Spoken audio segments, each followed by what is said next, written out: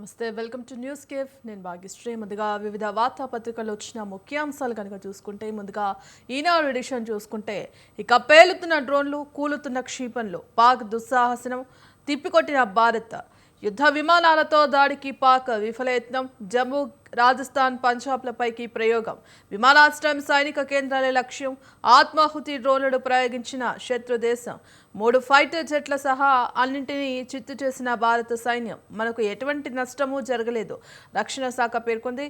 ఉద్రిక్తల నేపథ్యంలో సరిహద్దు రాష్ట్రాల్లో బ్లాక్అవుట్ ఇళ్లలో నుంచి బయటకు రావద్దని ప్రజలకు హెచ్చరిక. ఇక ధర్మశాలలో ఐపీఎల్ మ్యాచ్ అర్ధాంతరంగా రద్దు ప్రధాని మోదీకి పరిస్థితిని వివరించిన దోబాల్ ఢిల్లీలో హై అలర్ట్ దేశవ్యాప్తంగా అప్రమత్తత తొలుత 15 చోట్ల దాడులకు పాక్ పన్నాగం ముందుగానే గుర్తించి అడ్డుకున్న మన సైన్యం పాకిస్తాన్ రక్షణ వ్యవస్థల ధ్వంసం.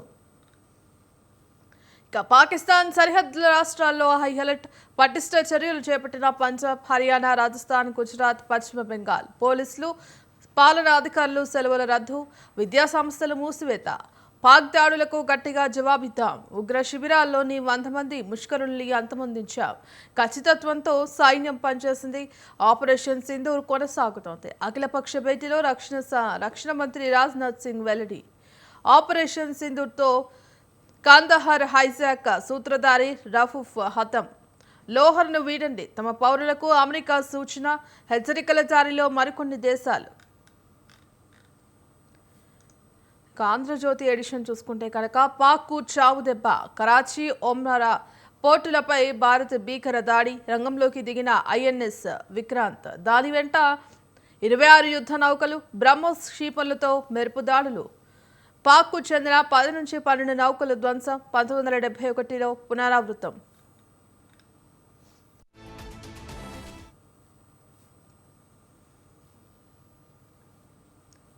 పాక్ చేజారిన క్వెట్టా నగరం బలూచ్ రిపసెషన్ ఆర్మీ చేతికి భారత్తో యుద్ధమే అదునుగా రెచ్చిపోయిన బలూచ్ వేర్పాటువాదులు పాక్ ఆర్మీపై భీకర దాడులు క్వెట్టా వదిలి పరారవుతున్న పాక్ సైన్యం 3 పాక్ విమానాల కూల్చివేత రేంజ్ జేఎఫ్ 2 జేఎఫ్ 17 విమానాలను కూలిపోయాయి. ఇక పాక్ అంగీకారం F-16 కూడా కూల్చిన భారత్ ప్రముఖ మీడియా సంస్థల కథనాలు భారత్ చేతికి చిక్కిన JF-17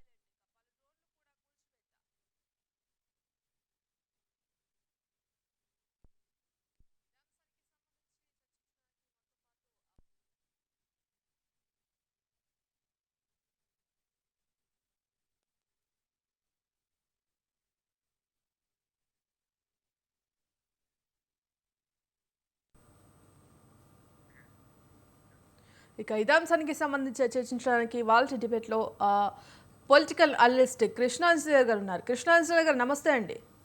భాగ్యశ్రీ గారు నమస్తే.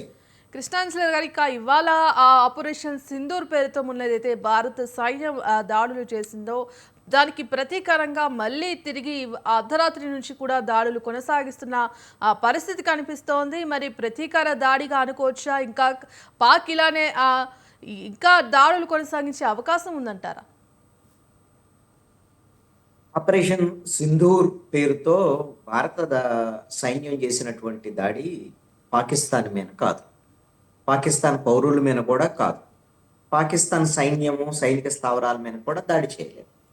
దానికి ప్రతీకార దాడులు చేయాల్సినటువంటి అవసరమే లేదు పాకిస్తాన్ వాస్తవంగా. అయితే ఈ విషయంలో అమెరికా కూడా పాకిస్తాన్కి ఒక సూచన చేసింది, మీరు ఎట్టి పరిస్థితుల్లో కూడా ప్రతీకార దాడులు దిగొద్దు, మీరు అనవసరమైనటువంటి విషయాలకి వెళ్ళొద్దు అనేటువంటి విషయాన్ని కూడా స్పష్టం చేసినటువంటి పరిస్థితి.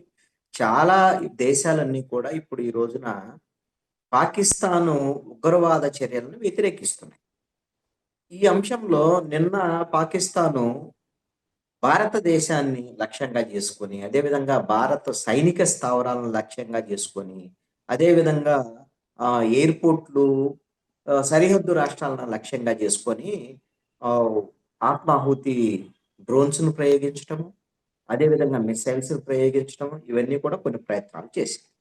ఒక 15 పట్టణాలను లక్ష్యంగా చేసుకొని దాడులు చేయాలని కూడా పాకిస్తాన్ కుట్రలు చేసింది. అయితే ఆ కుట్రలన్నింటినీ కూడా భారత సైన్యం తిప్పికొట్టడమే కాకుండా వాళ్ళు ప్రయోగించినటువంటి మిసైల్స్ని గాలిలోనే పేల్ చేయటము, డ్రోన్స్ను పేల్ చేయటము, అదేవిధంగా పాకిస్తాన్ రాడార్ వ్యవస్థను కూడా దెబ్బతీయటం అనేటువంటిది జరిగింది.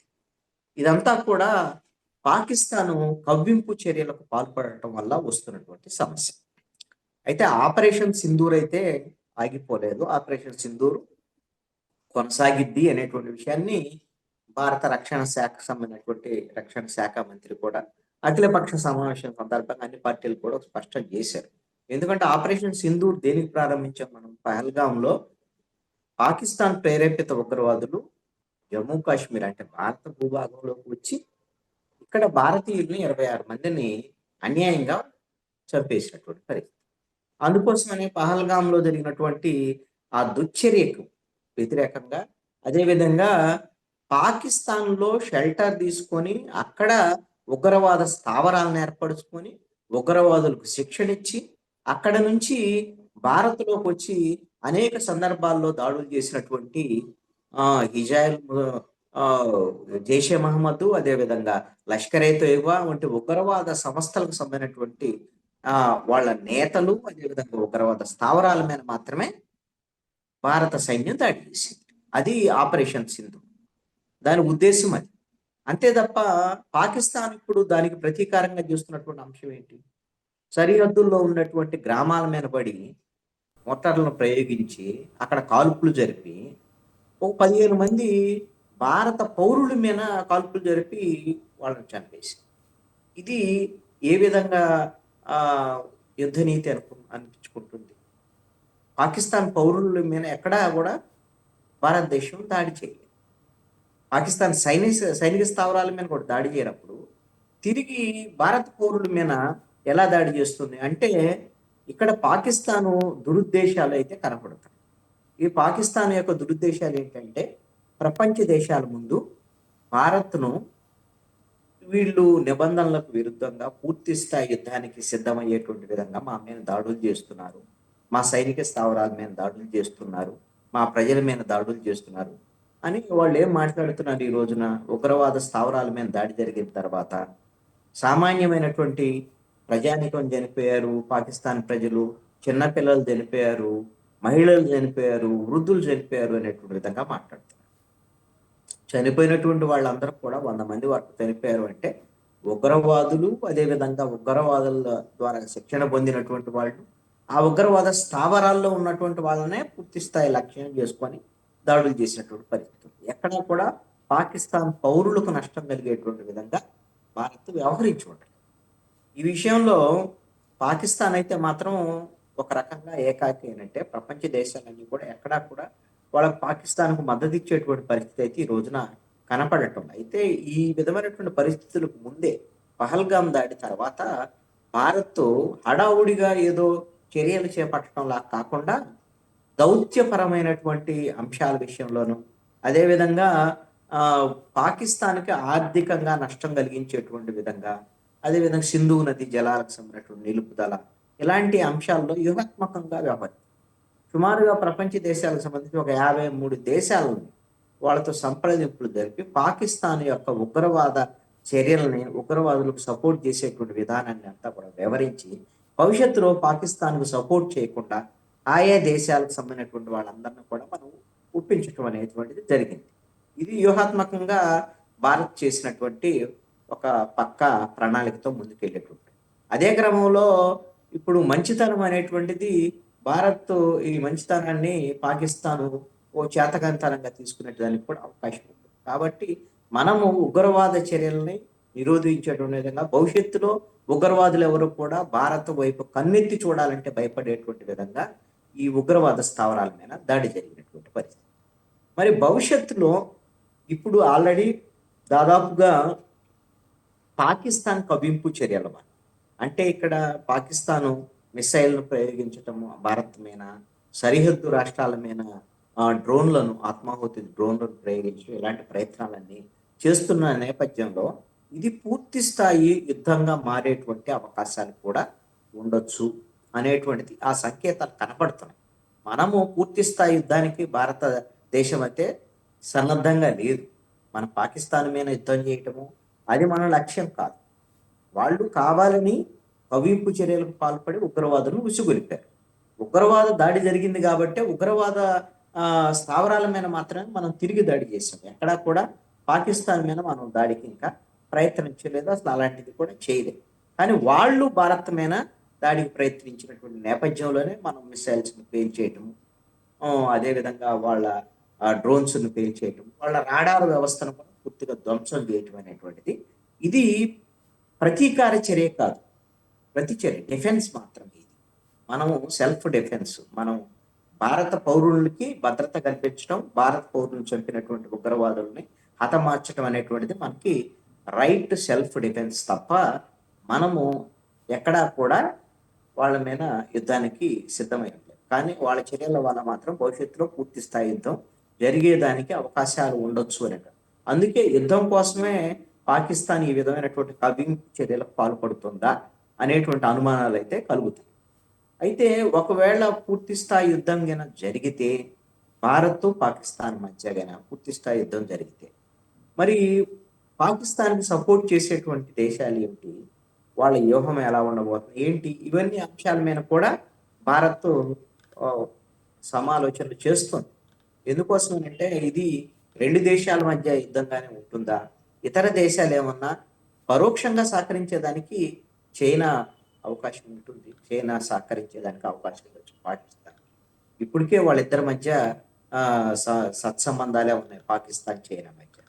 ఎందుకు అంటే చైనాకి భారత్‌కి మధ్య కొంత సరిహద్దు దేశం ఉన్నప్పటికీ కూడా ఆహ్, కొన్ని ఇబ్బందికరమైనటువంటి పరిస్థితులు, సరిహద్దుల్లో కొంత ఘర్షణలు ఇంతకుముందు జరిగినటువంటి పరిస్థితులు. కాబట్టి పాకిస్తాన్‌కి సపోర్ట్ చేసేటువంటి చైనా భారత్‌ని శత్రు దేశంగానే పరిగణించేదానికి అవకాశం ఉంటుంది. కాబట్టి పాకిస్తాన్‌కి సహకరించి భారత్ మీద ఒకవేళ కక్ష తీర్చుకునేటువంటి ప్రయత్నాలు ఏదేమైనా చైనా చేస్తుందా అనేటువంటిది చూడాలి. అయితే ప్రత్యక్షమైనటువంటి యుద్ధానికి చైనా ముందుకు రాకపోవచ్చు అనేటువంటిది. ఎందుకు అనంటే ఒకవేళ చైనా గిన ఆ విధంగా ముందుకొస్తే ఈ విధమైనటువంటి వాళ్ళు పాకిస్తాన్, చైనా వరకే పరిమితం. భారతదేశానికి కూడా కొన్ని దేశాలు సపోర్ట్ చేసేదానికి అవకాశం ఉండొచ్చు. అది భవిష్యత్తులో ప్రపంచ యుద్ధంగా మారేటువంటి అవకాశాలు కూడా ఉండేదానికి ఉంటుంది. కాబట్టి ఇప్పుడు ఉన్నటువంటి పరిస్థితుల్లో పాకిస్తాన్‌ని ఉగ్రవాదులకు సపోర్ట్ చేసేటువంటి దేశంగా ప్రపంచ దేశాలన్నీ భావిస్తున్నటువంటి నేపథ్యంలో పాకిస్తాన్‌కి బహిరంగ సపోర్ట్ చేయటానికి బహుశా చైనా కూడా ధైర్యం చేసేటువంటి అవకాశాలు ఉండకపోవచ్చు. అయితే పాకిస్తాను ఒకవేళ మతపరమైనటువంటి అంశాల మీద బంగ్లాదేశ్‌ని కూడా ఏమైనా సహాయం కోరేదానికి అవకాశాలు ఉండొచ్చా? ఒకవేళ బంగ్లాదేశ్ పాకిస్తాన్‌కి సహకరిస్తుందా? లేదా? అనేటువంటిది మాత్రం ఇప్పుడైతే చెప్పలేము. కానీ బంగ్లాదేశ్‌తో భారత్‌కు మంచి సంబంధాలే ఉన్నాయి. మనకేం శత్రు దేశం కాదు బంగ్లాదేశ్. కాబట్టి బంగ్లాదేశ్ పాకిస్తాన్‌కి సహకరిస్తుందా? లేదా? అని ఇప్పటికిప్పుడు ఉన్నటువంటి పరిస్థితిని అయితే మాత్రం మనం అంచనా వేయలేం. ఒకవేళ మతపరమైనటువంటి అంశాలు, వాళ్ళ యొక్క ఐడియాలజీ ఈ నేపథ్యంలో వాళ్ళేమన్నా బంగ్లాదేశ్‌ని కూడా ఒప్పించి సహకారం తీసుకుంటే అప్పుడు మనకి కొంత ఇబ్బందికరమైనటువంటి పరిస్థితి ఎదురయ్యేదానికి అవకాశం ఉండొచ్చు. ఎందుకంటే సరిహద్దుల్లో 3 వైపుల నుంచి, బంగ్లాదేశ్ వైపు నుంచి అది వాళ్ళు ప్రత్యక్షంగా సహకరించేటువంటి పరిస్థితి ఉంటే, ఇంకొక వైపున పాకిస్తాన్ వైపు నుంచి, చైనా సరిహద్దుల్లో కూడా కొంత ఉద్రిక్త పరిస్థితులు ఇవేమన్నా వస్తే అప్పుడు మనము కొంత ఇబ్బందికరమైనటువంటి పరిస్థితిని ఎదుర్కొనే దానికి అవకాశం ఉంది. అలాగని భారత సైన్యం పూర్తి స్థాయిలో సంసిద్ధంగా ఉంది. మన శక్తి సామర్థ్యాల ముందు పాకిస్తాన్ అయితే నిలబడేదానికి అవకాశం ఉండకపోవచ్చు. భారత్ తీసుకున్నటువంటి నిర్ణయం ఏంటంటే అణ్వాయుధాల ప్రయోగాలకు సంబంధించినటువంటి విషయంలో మన దగ్గర అన్ని రకాల అణ్వాయుధాలు ఉన్నాయి. ప్రయోగాలు కూడా గతంలో చేసుకున్నటువంటి విషయం. ఇది బహిరంగ రహస్యమే. అన్ని దేశాలకు కూడా తెలుసు. మనమైతే ముందుగా ఏ దేశం మీద, పాకిస్తాన్ మీద కూడా మనం అణ్వాయుధాలను ప్రయోగించం. వాళ్ళు ప్రయోగిస్తే మాత్రం మనం చూస్తూ ఊరుకుంటామని మాత్రం చెప్పం.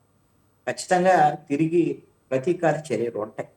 అందుకు అనుగుణంగానే భారత సైన్యం అయితే ధీటుగా ఈ రోజున పాకిస్తాన్‌కి ఒక స్పష్టమైనటువంటి సమాధానం ఇచ్చేటువంటి విధంగా ఒక్క మిసైల్ కానివ్వండి, అదేవిధంగా అక్కడ ఉండేటువంటి ఫైటర్ జెట్లు కానివ్వండి, 3 ఫైటర్ జెట్లను ప్రయోగించాడు.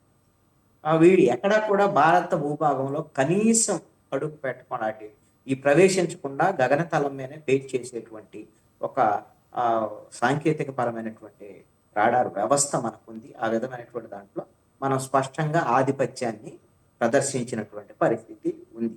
మరి భవిష్యత్తులో ఇప్పుడు రానున్నటువంటి 1-2 డేస్‌లో మరి పాకిస్తాన్ ఏ విధమైనటువంటి వైఖరి తీసుకుంటది ఏంటి అనేటువంటి ఇప్పటికే కొంత పాకిస్తాన్‌కి అర్థమై ఉండొచ్చు.